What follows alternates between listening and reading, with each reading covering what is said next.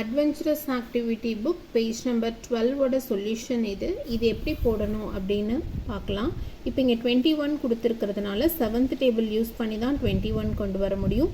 So 7 3s are 21. இங்கே 7 இருக்கிறதுனால இதை காம்பன்சேட் பண்ணுறதுக்கு இங்கே 6 போட்டோம்னா 42, இங்கே 2 போட்டோம்னா 6, தென் இந்த இதுவும் காம்பன்சேட் ஆகணும். ஸோ இந்த மாதிரி தான் போடணும். ஆன்சர்ஸ் நோட் பண்ணிக்கோங்க. தென் இதில் சில டேபிள்ஸுக்கு இன்னொரு சொல்யூஷன் வர்றதுக்கான பாசிபிலிட்டி இருக்குது. ஃபார் எக்ஸாம்பிள் இங்கே சிம்பிளாக 6 இருக்கா, இந்த 3 2வோட பொசிஷன்ஸ் மாறினாலும் ஆன்சர்ஸ் சேஞ்ச் ஆகாது. நீங்கள் கேர்ஃபுல்லாக சூஸ் பண்ணும் பொழுது ஒரே டைமில் போட்டுடலாம். ட்ரை பண்ணி பாருங்கள். எப்படி இருக்குது ப்ராப்ளம்ஸ் அப்படின்னு கமெண்ட் செக்ஷனில் சொல்லுங்கள்.